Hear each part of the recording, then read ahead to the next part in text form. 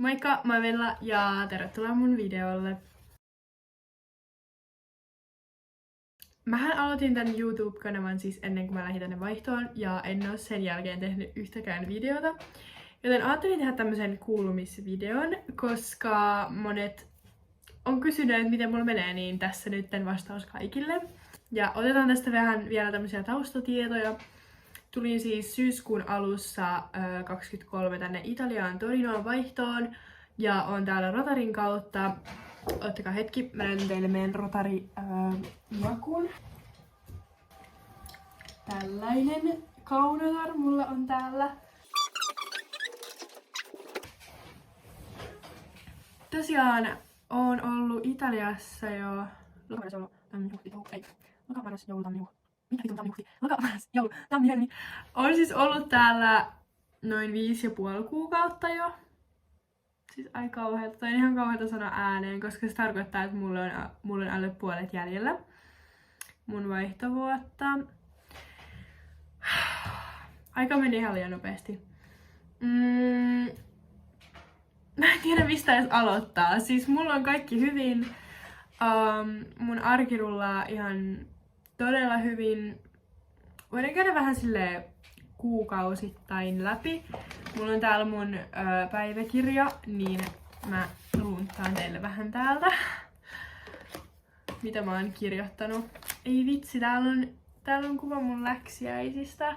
Tässä on mun ihanat serkut. Pidettiin siis mun läksiäiset ennen kuin lähdin tänne, niin siellä oli mun ystäviä ja perhe ja oli tosi ihanat läksiäiset. Tässä on vähän kuvia sieltä. Ihana tunnelma ennen lähtöä ja sai niin kuin nähdä vielä kaikki kerran ja silleen. Sitten täällä on kunnon pakkauslista.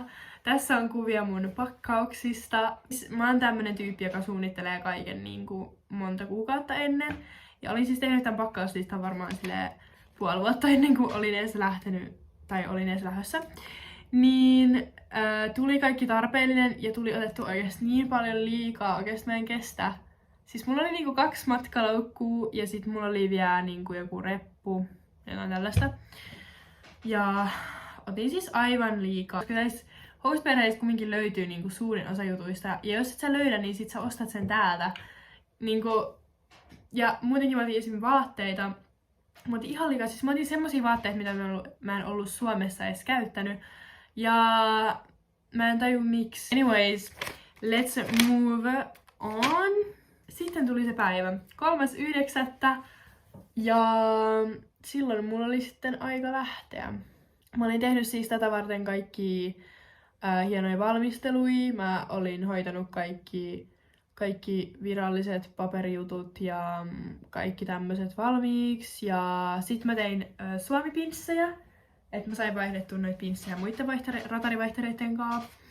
Ja sitten oli hyvästelyviä kaverit ja kaikkea tällaista. Olin ostanut tuliaisia, siis mulla oli ihan sikana tuliaisia. Oh my god, tässä on kuva mun tuliaisista. Ostin niinku ihan sikana kaikkia herkkuja ja sitten mulla oli kaikki magneetteja ja kaikkea tämmöistä turistikamaa. Anyways, sitten koitti se päivä ja mä muistan sen fiiliksen, siis mua jännitti niin paljon. Ja se oli jotenkin niin silleen ristiriitainen tunne, siis koska tätä päivää mä olin odottanut sen viimeiset 4 vuotta. Ja tätä päivää varten mä olin tehnyt niin paljon töitä, koska mä en tiedätte sitä, mutta mä maksoin siis tän mun vaihtovuoden itse. Ja se vaati todella paljon töitä itseltäni ja mä oon tosi ylpeä, että mä sain kaiken tehtyä. Ja joo, mennään takaisin aiheeseen. Koitti se päivä 3.9.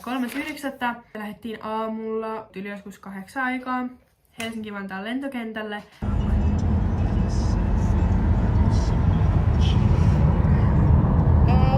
Mihin me mennään nyt? Lentokentälle. Söin vielä vikan Suomi-aamupalan. Ja sitten mentiin Helsinki-Vantaan lentokentälle. Mä tein check-inin, vein mun matkalaukut, siellä tässä on vähän kuvia. Me käytiin vielä kahvilla siellä. Ja sitten mun paras ystävä tuli Tampereelta Helsinkiin sanomaan mulle heipat.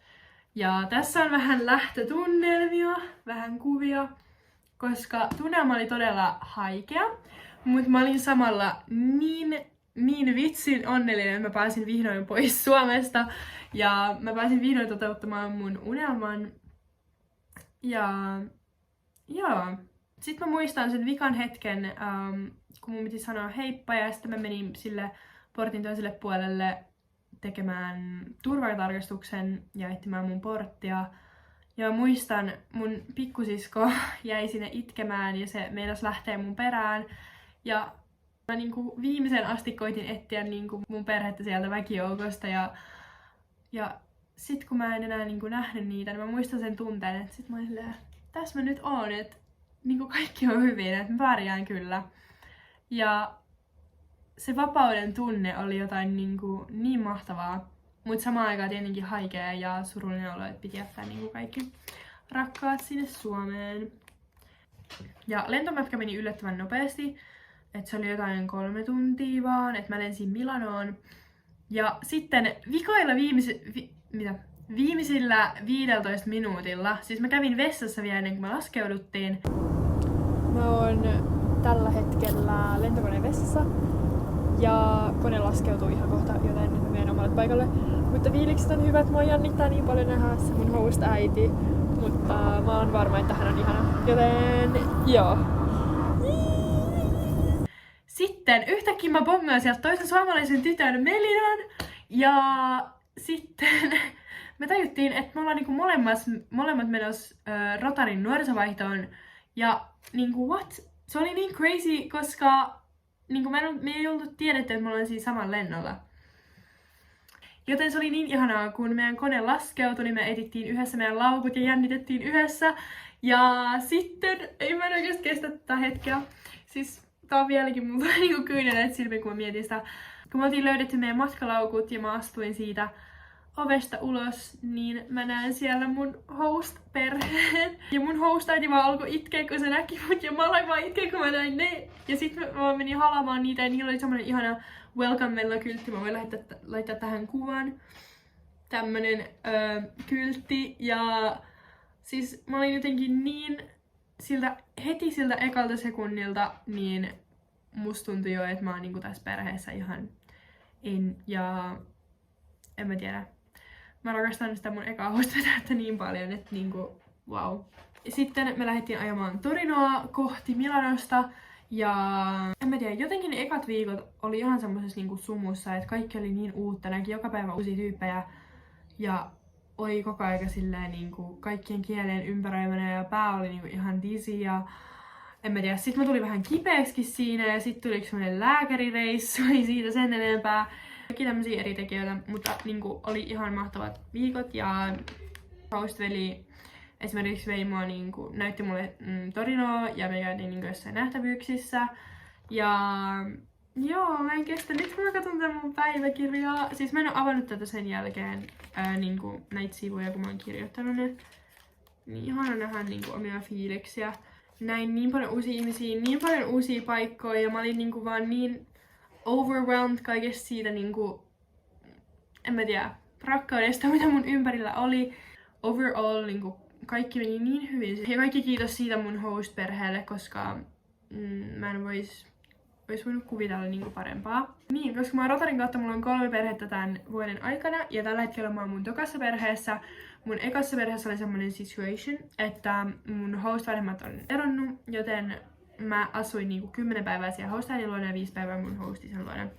Ei siinä mitään, mä tein samaa Suomessa 10 vuotta. Mutta onneksi mun host-sisarukset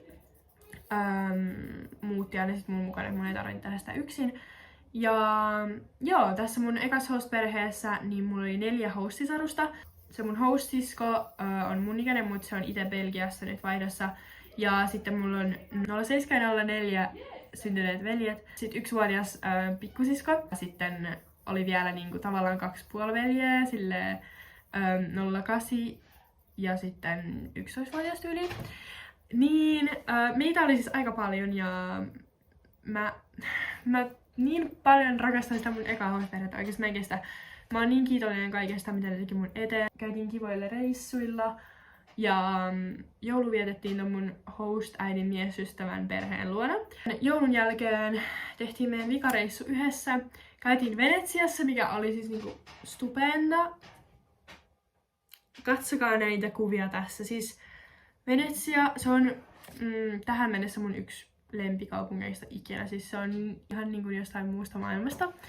Ja joo. Sitten mitäs muuta? Ekoina kuukausina reissuja kävin Sardiniassa muiden vaihtereiden kanssa. Tässä on kuvia Sardiniasta. Me oltiin siellä siis yksi viikonloppu ja kaikki Italiassa olevat vaihterit niin kokoontui siellä. Ja meitä oli, mä en saa sanoa tarkkaa lukua, mutta se oli mun hostaiti. Meitä oli noin 150, niin se oli siis ihan leffa. Se viikonloppu, always in my heart. Sitten yksi kohokohdista oli kanssa Italian Serie A-peli. Käytiin katsoa Juve Lecce. Ja koska mä oon Torinossa, niin totta kai mä kannatan Juventusta. Terkkoja kaikille Juve-faneille. Tää on todella kaos tää video, mä pahoittelen kaikille, mut mä halusin vaan tehdä tämmösen rennon videon, missä mä kerron mun kuulumiset. Anyways, uuden vuoden vietin mun kavereitten kanssa, oli ihan superhauskaa. Sitten oli perheen vaihto. Tässä on kuva mun kaikista tavaroista, joita oli kertynyt siis ihan älyttömästi, siis ihan liikaa. Perheenvaihto oli aluksi todella vaikeeta, koska mä olin jotenkin tosi kiintynyt siihen mun ekaan perheeseen ja varsinkin toi mun host-äiti niinku... I love her so much. Ja välillä mulla on ikävä siitä mun ekaa host-perhettä, mut sitten nopeasti mä tajusin, että niinku, ei tää ollut mikään huono juttu, että mä vaihan perhettä. Koska nyt mulla on uusi perhe, tää on ihan täysin erilainen, koska me ollaan vaan 3, mun sisko, mun host-äiti täällä mun kotona. Joten meillä on tämmönen pieni, ihana perhe täällä. Mulla on myös toinen hostisko, mutta hän asuu Lontoossa. Mä oon nähnyt sen vaan kerran, joten anyways. Sitten meillä on täällä myös tämmönen kissa. Zorro! Tällainen kisuli. Hänen nimensä on Zorro. Niin mä rakastan tätä mun uutta perhettä myös ihan todella paljon. Mulla on, toi mun toinen hostisko on 08 ja sitten, joo, meillä on tämmönen ihana naisenergia, ihana tunnelma täällä kotona ja mä tykkään tästä niin paljon, oikeesti mä kestän. Ja sitten tämän perheen kanssa me käytiin Roomassa karnevaalien aikaan, tähän laitan kuvia. Mä olin siis kipeä sen koko ajan ja siellä siis sato, mut silti Rooma. Bellissima, bellissima, you have to go there. Mitäs muita reissuja? No sitten käytiin Rotarin kanssa Milanossa. Milano tosi kaunis, mut silti Torino voittaa Milanon oikeesti 100-0. Sitten ollaan käyty Aostassa käytiin. Sitten mä kävin Bresciassa kattoo mun yhtä kaveria ja nyt käytin siellä Roomassa. Sitten on käynyt Firenzessä. Täällä on tämmösiä kuin regioni, eli niinku maakunnat tavallaan. Ja siis niiden välillä on niin paljon eroa, niinku tiiäks, se... Mä en saa kuvailla sitä, mutta niinku kaikki on niin kauniita silleen omalla tavallaan, niin jokaisesta löytyy jotain silleen erilaista. Ja mä rakastan, miten silleen Italia on niin monipuolinen maa. Ja nytten me ollaan menossa sitten vielä Cinque Terrelle, tuon mun perheen kanssa, missä mä oon niin innoissani. Ja Liguriaan mennään. Se on kans merellä ja on siis kaikkea ihan mahtavaa niinku suunnitteilla, niin on todella innoissani näistä reissuista. Ja nyt voidaan puhua hetken aikaa mun koulusta. Mä teen varmaan erikseen videon italialaisesta koulujärjestelmästä, mutta tällä lyhyesti voin sanoa, että se on ihan todella erilainen Suomeen verrattuna. Mä oon täällä semmosessa kuin Liceo Linguisticossa, eli kielipainotteisessa lukiossa, ja mulle kävi siis ihan todella hyvä tuuri ton lukion kanssa. Anyways, koulussa menee hyvin. Mulla on paljon kavereita, mä saan tarpeeksi hyviä arvosanoja ja kaikki menee hyvin. Ja sit koulun lisäksi mä harrastan täällä partioa. Mä voin näyttää teille mun partiohuivin täällä. Tässä on mun partiohuivi. Tää on siis tää italialainen. Ja tässä on vähän kuvia partiosta, se on niin erilaista täällä. Sitten mä aloitin myös Lenttiksen, sitä mulla on 3 kertaa viikossa, että on niinku aika paljon semmoista aktiviteettia, mitä tehdä. Ja mä kyllä suosittelen muille vaihteleille myös aloittamaan jotain uutta tai jatkamaan jotain harrastusta, koska sä saat niin paljon kavereita niinku, mulla on niin hyvä tuuri, koska mulla on paljon kavereita koulusta, mulla on vaihtarikavereita, mulla on Lentiksestä, partiosta. Musta on silleen hyvä saada semmonen laaja tukiverkosto sun ympärille. Todellakin kannattaa aloittaa uusia harrastuksia ja kokeilla kaikkea uutta muutenkin. Kauheeta. Mun suomi kuulostaa niin hirveältä. Tuli yksi juttu mieleen, koska mä haluan myös puhua vähän kavereista. Jos siellä on jotain tulevia vaihtareita tai tällä hetkellä vaihdossa olevia, niin muistakaa se, että vaikka alussa olisi vaikeeta löytää kavereita ja semmoisia ehkä syvempiä ystävyyssuhteita, se tulee kyllä ajan kanssa. Et mullakin oli silleen aluksi, mä tapasin siis todella paljon uusia niinku tyyppejä, sain tosi paljon kavereita niinku pienessä ajassa, ja mikä on silleen tosi hyvä, koska tavallaan sit, mitä kauemmin sä oot, niin sit ihmiset ei ole ehkä enää niin kiinnostuneita susta, ja sä et ole se uusi vaihteri jostain toisesta maasta. Niin kannattaa ottaa silleen tavallaan hyöty siitä, että kaikki on kiinnostuneita susta alussa. Mut myös se, että sä oot oma itsesi, oikeesti ole oma itsesi. Kaikki sanoo, että tää on niin kliseinen, mut sä et pärjää muuten, koska jos et saa oma itsesi, niin sul tulee olemaan tosi vaikeeta. Ja joskus on tosi vaikeeta, koska täällä nämä paikalliset ei välttämättä aina osaa niinku miettiä tätä tilannetta niinku sun kannalta. Koska niillä on kaikki niiden ympärillä. Niillä on niiden oma perhe, omat ystävät ja parhaat kaverit ja kaikki niiden ympärillä, kaikki rakkaat. Mut sä oot se, joka laitetaan ihan uuteen maahan, uuteen ympäristöön, uuden kielen kanssa, uusien ihmisten kanssa, kaukana sun parhaista ystävistä, sun perheestä, sun rakkaista, tärkeistä ihmisistä. Ja sä oot se, jonka pitää niinku joka päivä niinku yrittää parhaansa ja niinku laittaa ittees likaan ja put yourself out there. Ja sä oot se, joka tekee sen työn. Niin ei se ole aina helppoa. Ja joskus on vaan silleen niinku, jaksa enää yrittää. En mä tiedä, joskus on vaikeeta. Mutta mä lupaan, että niinku kaikki tulee järjestymään. Sä tulet löytää ne sun tyypit. Ja mulle varsinkin silleen joulun jälkeen on alkanut niinku muodostua semmoiset todella niinku sydänystävät täällä. Ja it takes time, babe. Ei kannata tulla epätoivoiseksi siitä. Koska mä lupaan, että sä löydät niitä ihmisiä, jotka arvostaa sua. Ja joiden kanssa sä tykkäät hengata ja muuta. Yksi juttu, oh my god. Yksi juttu, mistä mun on pakko mainita, on kielen oppiminen. Te vaihtarit, jotka ootte enkunkielisessä maassa, good for you. Ja te ootte varmasti niinku, tullut ihan sikana paremmaksi enkunkielessä ja silleen. Mutta esimerkiksi mä, kun on täällä Italiassa, niin haluan oppia tämän paikallisen kielen. Mä otin 1 tai 2 kurssia netissä ennen kuin mä tulin tänne, niin italian kielestä. Mun suomi on ihan kauheata tällä hetkellä, ei kiinnitä siihen huomiota.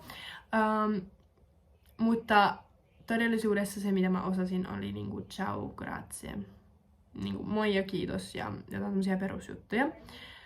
Mutta mua on auttanut ihan sikana se, että ennen kuin mä tulin tänne, mä kuuntelin joka päivä italiankielistä musiikkia.